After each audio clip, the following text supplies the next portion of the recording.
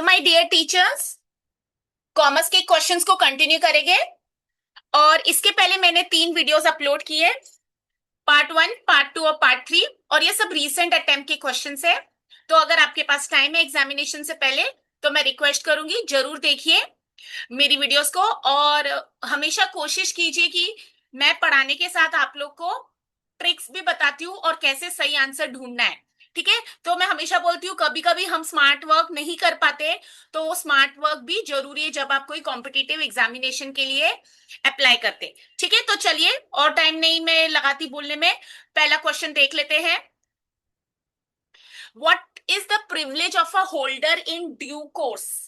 ठीक है, अब ये प्रिविलेज ऑफ अ होल्डर पूछे। अब देखिए, अगर मुझे पता ही नहीं है ये कौन से टॉपिक से क्वेश्चन है, तो आंसर बनना बहुत ही मुश्किल है। वहां से समझ नहीं आ रहा है तो ऑप्शन से जरूर समझ आ रहा है। पहला ऑप्शन है the right to cancel the instruments at any time. Second है instrument cleansing of all defects. Third है exemption from legal obligations. And fourth है unrestricted transfer of the instrument. देखिए, ये हमारा है ना क्वेश्चन है नेगोशिएबल इंस्ट्रूमेंट एक्ट। ये हमने as a commerce student law में भी पढ़ा हुआ है और अकाउंटेंसी में भी हम पढ़ लेते हैं। ठीक है, तो यहाँ पर हमारा कॉमर्स का यूनिट है लीगल एस्पेक्ट्स ऑफ बिजनेस। तो उसमें अगर आप नेगोशिएबल इंस्ट्रूमेंट्स एक्ट पढ़ेंगे तो उसमें ये आ जाएगा। अब वो बोल रहे हैं प्रिविलेज क्या होता है होल्डर की इन ड्यू कोर्स। अब देखिए, मतलब होल्डर और होल्डर इन ड्यू कोर्स दो अलग कॉन्सेप्ट है। इतना भी हमें नहीं पता होता तो हमने पढ़ाई अभी तक अधूरी की है। आप हमेशा मुझे पूछते हैं कौन से बुक्स रेफर करनी है पेपर 2 कॉमर्स के लिए। देखिए, मैं हमेशा बोलती हूँ केवीएस मदान सर की बुक बहुत बढ़िया है। बट कोई भी बुक आपको 7 साल के सिलेबस को जस्टिस नहीं कर पाएगी। 7 साल क्यों? क्योंकि ये कुछ ऐसा पोर्शन है हमारे कॉमर्स का जो हमने कभी 11th स्टैंडर्ड में पढ़ा था, एचएससी में पढ़ा था। और अगर आप इंटरनेशनल स्कूल से पढ़े थे तो हो सकता है आपने स्कूल से भी पढ़ा हो। और डिग्री में भी हम यूजी में पढ़ते हैं और सबसे ज्यादा तो हमारा पीजी का सिलेबस रहता है। ठीक है। तो जब आप केवीएस मदान सर की बुक खरीद लेते हो तो एटलीस्ट आपको पता होता है कौन से टॉपिक्स पढ़ना है। और एक बहुत अच्छी बात है उनकी बुक की, वो कुछ भी नया क्वेश्चंस अपडेट होते तो उनको वो मटेरियल में ऐड कर देते। ठीक है। तो यहाँ पर है ना privilege of a holder in due course का करेक्ट आंसर बनता है instrument cleansing of all defects. अब देखिए, ये थोड़ा लीगल लैंग्वेज है। अगर कॉन्सेप्ट नहीं समझ आएगा तो तीर तुक्का मारना भी डिफिकल्ट है। तो अगर आज आपने पहली बार मेरा चैनल पर आए हो, या आप पहली बार ये क्वेश्चन देखा है, या पहली बार आपको कॉन्सेप्ट समझा है, तो मैं हमेशा कहती हूँ तो कोई बात नहीं, अगर नया क्वेश्चन आया था हम आंसर नहीं कर पाए थे उस टाइम, बट एटलीस्ट इस बार हम जरूर पढ़ के जाए। ठीक है, तो अगर थोड़ा सा इसके बारे में पढ़ लेंगे तो ये नेगोशिएबल इंस्ट्रूमेंट्स का एक्ट एक तो 1881 है, कभी कभी ऑर्डर में अरेंज करना आ जाता है। अब होल्डर और होल्डर इन ड्यू कोर्स में क्या फर्क होता है? होल्डर एक ऐसी पार्टी होती है who is entitled in his own name and has legally received the negotiable instrument. ठीक है, या तो उनको नेगोशिएबल इंस्ट्रूमेंट कौन से होते हैं जो हम इजीली एक्सचेंज कर सकते हैं? Bills, notes, cheque from a party who is liable to transfer it to recover the amount by delivery और एंडोर्समेंट। ये हमने बेसिक पढ़ा था बिजनेस लॉ में। आई एम श्योर आप सबने यूजी लेवल पर सेकेंड ईयर में लॉ पढ़ा था। अब होल्डर इन ड्यू कोर्स कौन होता है? Holder in due course is a person who get the possession of the negotiable instrument in a good faith or before it becomes due for the payment and has no idea of the defective title of the person who transfer the instrument to। तो ये good faith में हो रहा है। Holder in due course ऐसा बंदा नहीं है जिसको ये इंटाइटल था, जिसको मिलना ही था नेगोशिएबल इंस्ट्रूमेंट, बट यहाँ पर गुड फेथ में उसको मिला गया। गुड फेथ मतलब trust before it becomes due for the payment, और उसको कोई आइडिया नहीं होता कि टाइटल डिफेक्टिव है या कुछ उसमें फ्रॉड हुआ हुआ है। ठीक है, अब इसमें होल्डर के सेक्शन आ सकता है, होल्डर का कौन सा सेक्शन अंडर 8081 एक्ट। ठीक है। अब इसमें राइट टू यूज क्या, गुड फेथ का मतलब क्या होता है, ये सारे ऐसे क्वेश्चंस बहुत बार बन चुके हैं। ठीक है, तो सबसे पहले मुझे पता लग गया ये नेगोशिएबल इंस्ट्रूमेंट्स का क्वेश्चन है। होल्डर और होल्डर इन ड्यू केस का, holder in due course is defined as a person, मैं रिपीट कर रही हूँ, who acquires a negotiable instrument in good faith for consideration before it becomes due for payment and without any idea of a defective title of the party who transfers the instrument to him। A person who acquires a negotiable instrument bona fide for some consideration whose payment is due is called as holder in due course। ठीक है, ये accept करता है negotiable instrument in a value for value exchange without doubting. वो उसको कोई शक नहीं होता, गुड फेथ में एक्सेप्ट करा, उसकी लेजिटिमेसी है कि नहीं इंस्ट्रूमेंट की, so ultimately in good faith.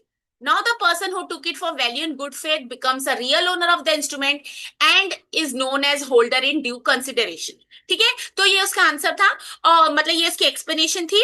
और ये जो आपको आंसर है आज उसका आपको मतलब ढूंढना, अगर आपको नहीं पता है तो ठीक है, कोई बात नहीं, हम टीचर्स बन जाते हैं, हमने एसवाई में पढ़ा था कि नहीं पता नहीं है, हमें याद नहीं आ रहा हमने कब पढ़ा था, तो कोई बात नहीं, जब आप नेट सेट के लिए प्रिपेयर कर रहे हैं तो उस बुक्स को वापस रिवाइज करना, या हो सकता है हम जब पढ़ रहे थे ये कॉन्सेप्ट था ही नहीं, अब ऐड हुआ है, तो भी कोई दिक्कत नहीं है। अच्छी टीचर बनने से पहले अच्छा लर्नर बहुत जरूरी है।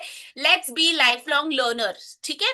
तो टीचर का मतलब बन के हम फिर ऐसे हो जाएगा कि हमको कुछ आगे पढ़ना ही नहीं है।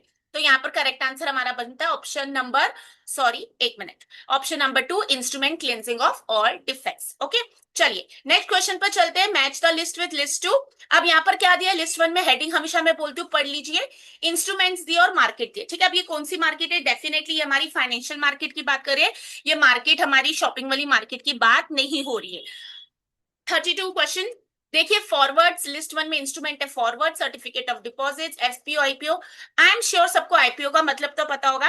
अगर एफपीओ का मतलब नहीं पता है, या मैं फिर कह रही हूँ पहली बार सुन रहे, आज जाके फाइनेंशियल मार्केट्स के बारे स्टडी कर लीजिए। We all know what is primary market, money market, derivatives market, stock market. फिर से इसमें से कुछ नहीं पता है तो भी पढ़ सकते हैं, क्योंकि यहाँ पर हमको बहुत जरूरी है कि हम जब भी कोई क्वेश्चन पहली बार पढ़ रहे हैं उसको थोड़ा सा डिटेल में पढ़ ले, क्योंकि मैं हमेशा कहती हूँ नेट सेट में क्वेश्चंस रिपीट नहीं होते, कॉन्सेप्ट्स डेफिनेटली रिपीट हो जाते हैं। ठीक है, अब यहाँ पर है प्राइमरी मार्केट, मनी मार्केट। अब देखिए, अगर आपको फॉरवर्ड्स का मतलब पता है या आईपीओ, आईपीओ कौन सी मार्केट में होता है, अगर आपको इतना पता होगा तो शायद हम आंसर बनाने की कोशिश कर सकते हैं। देखिए, आईपीओ हमेशा प्राइमरी मार्केट का होता है, तो अगर मैं डी और वन को मैच करती हूँ तो वो हमेशा दो ऑप्शंस में जा रहा है, तो मैंने एलिमिनेशन सिस्टम यूज किया, वन और टू को मैंने क्रॉस आउट कर दिया। ठीक है, अब देखिए इसमें सब ऑप्शन अलग, बी और टू फिर से सेम बता रहे हैं, सी और ए में से मुझे चॉइस करना है। अब फॉरवर्ड्स क्या होते हैं वो हमें पता होना चाहिए। फॉरवर्ड्स होते हैं डेरिवेटिव मार्केट में, अगर आपको ये कंफर्म है तो ए और थ्री मैच होना चाहिए, और ए और थ्री हमारे सिर्फ ऑप्शन नंबर 4 में मैच हो रहा है। अगर आप फॉरवर्ड से आंसर बनाते तो आपका एक ही करेक्ट आंसर बनता था। कॉन्सेप्ट आता है, ट्रिक यूज की, but don't jump to the conclusion. Ensure that you read the question again. You check the options once before marking the correct answer. Online में आप जाके ऑप्शन चेंज कर सकते हैं, बट ऑफलाइन एग्जामिनेशन जो कि हमारा महाराष्ट्र स्टेट एग्जामिनेशन अभी भी ऑफलाइन है, वहां पर आप आंसर फिर से चेंज नहीं कर पाएंगे। तो अच्छे से याद रखिए कि क्वेश्चन रीड करके ही मार्क करिए, नहीं तो 2 मार्क्स का मेरा नुकसान हो जाएगा। ठीक है, तो फॉरवर्ड्स होते हैं derivative market, B to certificate of deposits है मनी मार्केट, सी एफपीओ वो है स्टॉक मार्केट में, और आईपीओ हमारा प्राइमरी मार्केट में। अगर आज आप फॉरवर्ड्स, डेरिवेटिव्स या कोई भी इनमें से कॉन्सेप्ट एफपीओ मनी मार्केट नहीं पता है तो आज आप पढ़ोगे और उसके आगे ही आगे क्वेश्चन पढ़ोगे। ठीक है, चलिए फिर चलते हैं नेक्स्ट क्वेश्चन पर। ये हमारा आ रहा है ह्यूमन रिसोर्स मैनेजमेंट से, बहुत ही प्यारा क्वेश्चन, और मुझे लगता है बहुत ही इजी क्वेश्चन पूछा था इंटीए वालों ने। मतलब इतना बेसिक तो हमें आना ही चाहिए, ऐसा नहीं कि मुझे मार्केटिंग और मैनेजमेंट पसंद है, बट यस अपने फेवरेट टॉपिक्स में से कोशिश कीजिए 2 मार्क्स का भी नुकसान ना हो, क्योंकि हम सब कुछ ना कुछ ऑप्शन में छोड़ के जा रहे हैं। ठीक है, मैं हमेशा बोलती हूँ हमारा पेपर 2 है 200 मार्क का, 100 क्वेश्चन आ रहे हैं, तो मुझे कम से कम कितने मार्क्स लाने हैं। अगर आप जेआरएफ लाना चाहते हो, ऑल इंडिया टॉप करना चाहते हो तो अलग है। अगर आप सिर्फ असिस्टेंट प्रोफेसर तो डिसेंटली, अगर आप पेपर 1 में 60-70 तक और पेपर 2 में 120-130 तक ले आओगे तो भी आपका क्वालिफाई हो जाता है। Again I repeat, cut off changes for every attempt for every subject. ठीक है, फिर भी टारगेट हमारा 200 मार्क्स का, पेपर 1 में 70 और पेपर 2 में हमेशा इतना 140 का लेके चलिए। ओके, तो पेपर 2 में कितने क्वेश्चन हमारे राइट आने चाहिए 140 मार्क्स के लिए, ये आप कैलकुलेट कर लीजिए। 140 बोल रही हूँ, मतलब 200 में से 60 मार्क्स तो आप छोड़ के ही जा रहे हो, तो कहाँ दिक्कत है आप मुझे बताइए। अप्रोच बदलिए, स्ट्रेटेजी बदलिए, सही लोगों के साथ रहिए, लाइफ इज ब्यूटीफुल। चलिए आगे बढ़ते हैं, question number 23, in case of performance appraisal, जब भी ऐसे क्वेश्चन आए याद रखिए परफॉर्मेंस अप्रेजल को आप हाईलाइट कर लीजिए। ओके, क्योंकि यहाँ से क्वेश्चन है। अब बोल रहे हैं परफॉर्मेंस अप्रेजल में असेसमेंट कहां पर फोकस करना चाहिए, कितने स्टेटमेंट्स दिए, A B C D E. Options में देख लेते हैं, यहाँ पर 4 है, यहाँ पर 3 है, यहाँ पर 3 है, यहाँ पर 4 है, तो इसका मतलब एक स्टेटमेंट मेरी आंसर में नहीं बनेगी, तो इसको बोलते हैं हम ऑड मैन आउट सिस्टम। सब बन जाएगी, एक जरूर नहीं बनेगी, क्योंकि यहाँ पर उन्होंने ए बी सी डी ई कहीं पर दिया ही नहीं है। तो ये मेरा स्मार्ट अप्रोच है ऑप्शंस को देखने का और आंसर सॉल्व करने का। Technology to intervene between appraiser and appraisee, B individual trait, C behaviours exhibited by the SC, exhibited मतलब जो बिहेवियर दिखाया जाता है एसएससी जिसको असेस कर रहे हैं हम, knowledge skills process results achieve. देखिए टेक्नोलॉजी को एक बार पीछे रख सकते हैं, technology not a necessity, but आप अप्रेजल करते हो, आपको इंडिविजुअल की क्वालिटीज, ट्रेट्स, उसका बिहेवियर, उसकी नॉलेज और स्किल्स और रिजल्ट्स देखने चाहिए, तो आंसर बनना चाहिए बी सी डी ई। तो ये ऑप्शन बनता है सिर्फ ऑप्शन नंबर 4 में। और अगर आपको एलिमिनेशन स्ट्रेटेजी में ए एलिमिनेट कर सकते हैं तो 1 और 2 एलिमिनेट हो जाते, बट यहाँ पर सीधा डायरेक्ट आंसर बना था, ऑप्शन बनता है B C D and E. Technology is not a necessity, क्योंकि जब टेक्नोलॉजी नहीं थी तब भी परफॉर्मेंस अप्रेजल हो रहा था। देखिए फ्रैक्शन ऑफ अ सेकंड में हो गया, इतना टाइम बच गया, तो हम दूसरे क्वेश्चंस पर ज्यादा टाइम दे पाएंगे। Okay, let's read the next question. From the following identify the measures of dispersion. ठीक है, मेजर्स ऑफ डिस्पर्जन का तो मतलब नहीं पता तो आंसर नहीं बनता। कॉन्सेप्ट का मतलब पता होगा तो आंसर जरूर बन जाएगा। What is mean deviation, range, standard deviation, coefficient of variation, coefficient of correlation. अगर आप पीएचडी रिसर्च स्कॉलर है तो अभी आप स्टडी करोगे। हमने फर्स्ट ईयर में कंपलसरी सब्जेक्ट पढ़ा था, अगर आप 12 मैथ्स वाले तो आपको तो आता ही होगा। ठीक है, यस, मैथ्स और स्टैट में डिफरेंस है, ये भी हमें पता होना चाहिए। ठीक है, अब यहाँ पर देखिए ऑप्शंस बन रहे फिर से A B C D E, all उन्होंने कहीं पर भी नहीं दिया है। या अगर आपको थोड़ी सी नॉलेज है कि ये क्या होते हैं, तो यहाँ पर coefficient of correlation is not a measure of dispersion, वो वेरिएशन नहीं बताता है, रेस्ट ऑल बताते हैं। तो A B C and D is the correct answer. तो यहाँ पर कौन सा आंसर बनना चाहिए, ऑप्शन नंबर 4। ठीक है, अगर कॉन्सेप्ट पता था तो एकदम क्लियर हो जाएगा। थोड़ा सा इसके ऊपर अगर पढ़ना चाहे तो आप जरूर पढ़ सकते हैं, और मैं हमेशा कहती हूँ नोट्स बना के रखिए। Coefficient of correlation is not a measure of dispersion. ठीक है, वो क्या बताता है ये भी आपको पता होना चाहिए। It measures the strength and direction of the linear relationship between two variables, not the spread of the data. तो डिस्पर्जन वाले स्प्रेड ऑफ द डेटा बताते हैं, और कोएफिशिएंट कोरिलेशन क्या बताता है, strength and direction of the linear relationship. Range क्या होती है, difference between highest and the lowest value. Mean deviation क्या होता है, average of the absolute deviation from the mean और the median. I repeat, mean deviation is the average of the absolute deviation from the mean और median. Standard deviation square root of the variance, and coefficient of variation होता है standard deviation expressed as a percentage of the mean. ठीक है, ये अगर मैंने इतना अगर आपको फास्ट बोला नहीं समझ आया तो इसका मतलब हमको कॉन्सेप्ट नहीं आते। तो आपको याद रखना है कि आप ये पढ़ सकते हैं, और ये हमारे रिसर्च एप्टीट्यूड पेपर 1 के जो पेपर पेपर 1 के आपको यूनिट नंबर 2 में भी काम आ जाएगा, और कॉमर्स के हमारे यूनिट नंबर 5 में भी काम आ जाएगा। अगर आप पीएचडी स्टूडेंट है तो आपको ये डेफिनेटली काम है। तो here the correct answer is option number 4, because E is not a part of the answer. Let's move to the next question. Matrix organization violates which of the following management principles. कल के question में मैंने आपको बताया था matrix organization में dual responsibility होती है, ड्यूल लोगों को आपको रिपोर्टिंग करना है। ठीक है, तो वहीं पर इसका आंसर बनता है वायलेट, मतलब ये ब्रेक करता है कौन सा management principle. What is span of management, कितने सबऑर्डिनेट्स को हैंडल किया जा सकता है। ठीक है, एक सीनियर से स्केलर चेन हमने कल डिस्कस की थी कि आपको जनरली जब भी फॉलो करनी होती है हायरार्की चैनल्स को, आप ब्रेक इमरजेंसी में ही कर सकते हैं। यूनिटी ऑफ डायरेक्शन क्या होता है, all are moving in the same direction. और यूनिटी ऑफ कमांड मतलब आपको एक ही बंदे से अथॉरिटी मिल रही है। ये हमारे बेसिक प्रिंसिपल्स ऑफ मैनेजमेंट है हेनरी फ्योल के, हर बार इस पर क्वेश्चन आ रहा है, तो कोशिश करिए इनको पढ़ के जाइए और इनको गलत नहीं समझिए। इंग्लिश अगर कमजोर है तो जो लैंग्वेज में अटेम्प्ट करे उसको अच्छे से पढ़िए, क्वेश्चन को समझिए। ये बोल रहे हैं मैट्रिक कौन सा मैनेजमेंट का प्रिंसिपल तोड़ रहा है, नहीं फॉलो कर रहा है, यूनिटी ऑफ कमांड, क्योंकि यहाँ पर आपको इंस्ट्रक्शंस दो लोगों से मिलेंगे, क्योंकि वो मैट्रिक्स ऑर्गेनाइजेशन का फीचर है। ओके, नहीं पढ़ा तो उसको पढ़ लीजिए। सो ये the correct answer is option number 4। Let's move on to the next question. Which of the following is the apex decision making body of WTO? WTO पर बहुत सारे बार क्वेश्चंस आते हैं। अब WTO के क्वेश्चंस कौन से होते हैं वो हमको पता होने चाहिए, हर बार आ रहे हैं। राइट फ्रॉम कितने मेंबर कंट्रीज है, या उसका मेन फंक्शन क्या है, ठीक है, या फिर वो मेन काम क्या करता है, या WTO बॉडी है कि अग्रीमेंट है, वो कहाँ लोकेटेड है। ठीक है, ये सारे क्वेश्चंस हर बार आ रहे हैं। ठीक है, याद रखिए WTO के पहले कौन था, वो भी ये क्वेश्चंस बनते हैं, हर बार पूछे जाए। ओके, तो यहाँ पर करेक्ट आंसर है एपेक्स बॉडी मतलब decision making body of WTO ministerial conference. Okay, तो here the correct answer is option number 3। General council answer नहीं है, एग्जीक्यूटिव काउंसिल आंसर नहीं है, ट्रिम्स तो एक अग्रीमेंट है। अब ट्रिम्स का फुल फॉर्म नहीं पता तो आज वो भी ढूंढ लीजिए, but here the correct answer is option number 3। Let's move quickly to the next question. Match the list with list two. अब ये देखिए उन्होंने बताया मैच द ऑफेंसेस, जो गलतियां हैं एंड उनकी पेनल्टी, अगर ये गलती की गई लिस्ट 1 की तो आपको क्या पनिशमेंट मिलती है। ओके, तो ये बहुत अच्छा क्वेश्चन है, और यहाँ पर कॉमन सेंस कैसे लगा सकते हैं वो देख सकते हैं हम। तो लेट्स स्टडी। लिस्ट 1 में ऑफेंसेस है tampering with computer source documents, उन्होंने सेक्शंस भी दिया, सिर्फ हमको पेनल्टी मैच। टेम्परिंग मतलब छेड़खानी करना डॉक्यूमेंट्स के साथ, ठीक है, कुछ भी उसमें चेंजेस कर देना। Penalty for miss representation, penalty for breach of confidentiality and privacy, अगर आपने किसी की प्रीवेसी को तोड़ा या कॉन्फिडेंशियलिटी को हर्ट किया है। पनिशमेंट फॉर साइबर टेररिज्म, ये तो बहुत ज्यादा आजकल नुकसान है, मतलब इट इसकी इसकी पनिशमेंट सीवियर है। साइबर टेररिज्म क्या होता है, you are using internet okay to create violence in the society, threaten someone, वो सब होता है, ठीक है। और हम आजकल ऑनलाइन की दुनिया में आपने देखा है रोज ही साइबर थेफ्ट भी हो रहे, साइबर टेररिज्म तो पार्ट ऑफ लाइफ बन चुका है बहुत सारी चीजों में। कितने केसेस अनरिपोर्टेड जाते हैं, okay. Always be sure that कि कुछ भी कभी प्रॉब्लम हो जाए तो तुरंत आप रिपोर्ट कीजिए, आपको वो सब पता होना चाहिए। कोई भी सस्पिशियस लिंक्स या किसी को क्लिक नहीं कीजिए वेरीफाइड नहीं हो तो अब यहाँ पर देखिए हमें इतने सारे लिस्ट में ये ऑफेंसेस बताया। पेनल्टी है list two, imprisonment up to 2 years और फाइन, या तो जेल कर देगी 2 साल तक, या तो फाइन लगेगा अप टू 1 लाख। इम्प्रिजनमेंट यहाँ पर 3 साल तक जेल हो सकती है, या तो 2 लाख का फाइन, या तो दोनों है।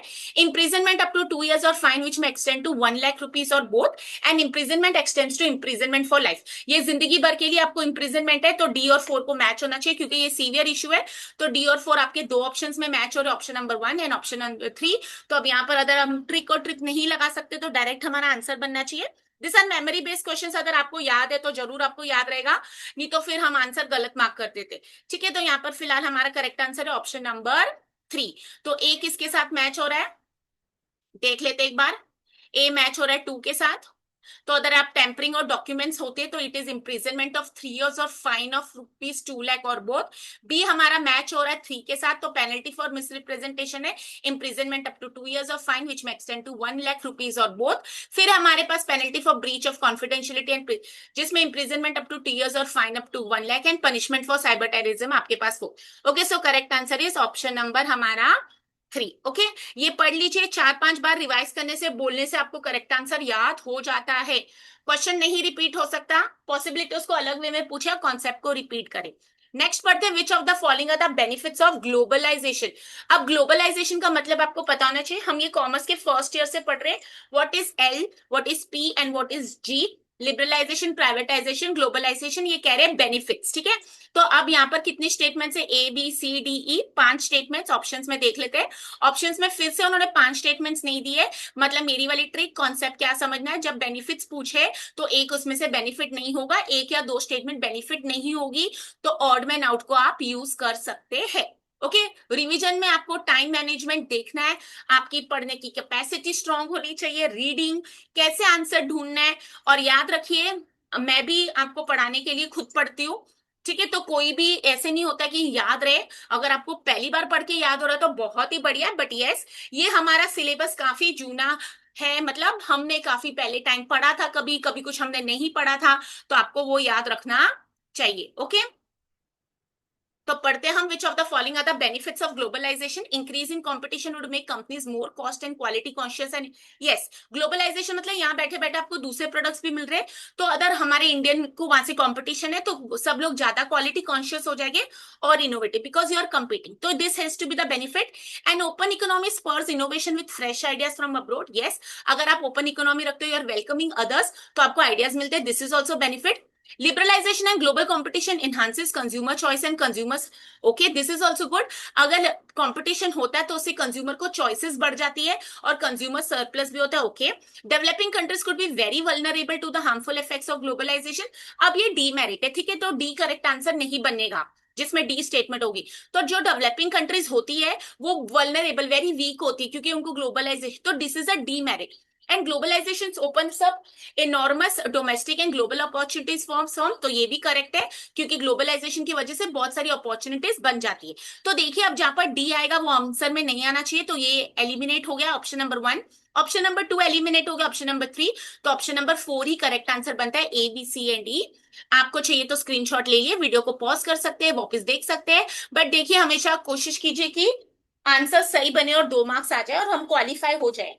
जैसे ही हम क्वालिफाई होगी हमको याद रखना है कि आप मुझे भी बताइए ताकि मैं भी आपकी हैप्पीनेस में एक मेंबर बन सकूं।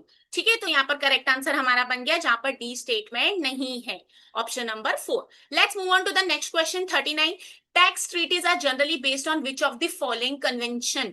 ठीक है, वो बोल रहे टैक्स ट्रीटीज होती है, अग्रीमेंट्स होते हैं, सिग्नेचर्स होते हैं, जैसे वो किसके ऊपर बेस होती है? क्या वो ओईसीडी मॉडल टैक्स कन्वेंशन है, या B UN model tax convention है, या C WTO model tax convention है, या डी आईएमएफ मॉडल टैक्स? अब देखिए सी और डी कहीं पर भी रेलेवेंट नहीं है। ठीक है, तो ओईसीडी और यूएन है आंसर, तो आंसर बनता है ए एंड बी। नहीं पता था कॉन्सेप्ट कौन से क्वेश्चन से, वो भी आप मेहनत कर सकते हैं, थोड़ा सा आप गूगल सर्च भी करेंगे फ्रीली अवेलेबल सोर्सेज से। याद रखिए जहां से पढ़ रही है बस देखिए कि वो सही पढ़ा रहे हैं आपको और सही कॉन्सेप्ट दे रहे, ओके। तो most tax treaties around the world, tax treaties around the world generally OECD model tax convention पर होते हैं। ठीक है, अब ये कन्वेंशन किस बारे है? क्या इससे हम अवॉइड कर सकते हैं डबल टैक्सेशन, या इससे हम प्रिवेंट कर सकते हैं टैक्स इवेजन? तो ये सारे आप इसके आंसर्स पढ़ सकते हैं। ठीक है, और यूएन मॉडल टैक्स कन्वेंशन भी जनरली यूज होता है डेवलपिंग कंट्री पर, बट डोमिनेटिंग मतलब सबसे अच्छा सबसे ज्यादा कौन सा फॉलो होता है? OECD model tax convention. ठीक है, तो आप ये पढ़ सकते हैं अगर इसके बारे में कुछ कॉन्सेप्ट है, कौन सी कंट्रीज में फॉलो होता है, या ऐसे बेसिस कुछ रिलेटेड क्वेश्चन है, तो प्लीज उसको भी पढ़ लीजिए। मैं हमेशा कहती हूँ क्वेश्चन जब एक पहली बार नजर पड़ गई, कॉन्सेप्ट नहीं पता था, तो उसको पढ़ के आज खत्म कर लीजिए टॉपिक को। और जब भी कोई टॉपिक खत्म होता है क्वेश्चंस भी सॉल्व कीजिए। आज क्वालिफाई हो जाएंगे और कल अच्छे एडुकेटर जरूर बनेंगे। So here the correct answer is statement A and B. So it is in the question number option number 1। So option 1 is the correct answer. Moving on to the last question for the day. इसके पहले मैंने 2 videos upload किए, वो भी देख लीजिए, कोई sequence नहीं है, बट यस जब भी हम एक पढ़ते हैं फिर हमारा मोटिवेशन बढ़ता है, और अगर आपको वीडियो डेफिनेटली अच्छी लग रही होगी तो आपको खुद का मन करेगा कि नेक्स्ट उसका लिंक भी मैं ढूंढूं। Which of the following are the principal functions of UNCTAD? Right from what is the full form here UNCTAD? Member countries क्या है, मेन रोल क्या है, फंक्शन क्या है? हर बार ये क्वेश्चन आ रहा है। अगर ये कोई अग्रीमेंट है तो क्या कहां पर साइन हुआ, अगर ये बॉडी है तो ये कहां पर लोकेटेड है, कितने मेंबर कंट्रीज है, क्या आज इनकी कुछ न्यूज है, न्यूज़पेपर में कुछ आ रहा है, तो वो भी क्वेश्चन हमारा नेट सेट का बन सकता है। Commerce subject can not be restricted to syllabus, okay. Let's see. To promote international trade with a view to accelerating economic development, क्या ये प्रमोट कर रहा है इंटरनेशनल ट्रेड, एक्सिलरेट करना, बढ़ावा देना इकोनॉमिक डेवलपमेंट को? To assist economic development of developing countries by promoting private enterprises, एक ही दिए, प्राइवेट एंटरप्राइजेस को हाईलाइट कर लीजिए। To negotiate multinational trade agreements, to make proposals for putting its principles and policies into effect. A B C D statement दिए, फिर से option में 3 ही आंसर है। कोडिंग में कहीं पर भी चारों स्टेटमेंट नहीं है, तो मतलब एक स्टेटमेंट यहाँ पर करेक्ट आंसर नहीं होगी, ऐसा हमें सोच लेना चाहिए। अगर आपको पता है तो यहाँ पर सही आंसर बनता है option number 4, because UNCTAD to promote international trade with a view to accelerate economic development, C to negotiate multinational trade agreements, to make proposals on putting it principles and policies into effect. So your correct answer for this question is option number 4। Okay, ठीक है, आज की भी 10 questions हो गए। तो अगर आपने मेरी आज चारों वीडियोस देखी होगी तो आपके 40 क्वेश्चंस हो गए। 40 क्वेश्चन राइट आ रहे तो 80 मार्क्स आ गए, और हम 40 की 50 की मेहनत करते रहेंगे। ऐसा नहीं है कि इतना ही पढ़ के हो जाएगा, but definitely my videos will help you to understand the questions, solve it and understand which tricks और टिप्स कैन बी यूज्ड और how you can use your common sense to solve this questions. याद रखिए competitive exam का syllabus हमेशा ज्यादा होता है, net set difficult होना ही चाहिए। ऐसा नहीं है कि बहुत ईजी है तो हम क्वालिफाई हो रहे हैं। ठीक है, तो इतनी मेहनत तो करनी है कि आगे जो जनरेशन को हम पढ़ाने वाले उनको भी हम अच्छे टीचर बन के दिखाए। ओके, तो चलते हैं फिर नेक्स्ट सेशन के लिए मिलते हैं। तब तक पढ़िए, रिवीजन करिए। महाराष्ट्र सेट एग्जामिनेशन 15 जून को है, हॉल टिकट अवेलेबल है वेबसाइट पर, अभी चेक कर लीजिए, लास्ट मिनट पर चेंजेस गड़बड़ हो जाती है तो वो चेक कर लीजिए। और अगर आपने एनटीए का शेड्यूल अब तक नहीं देखा है तो वो भी मैंने बताया हुआ है कि कहाँ पर देखना है आपको जाके। और तब तक फिर पढ़िए और ensure that you qualify this time and share your happiness with me. Till then take care, all the best and see you soon.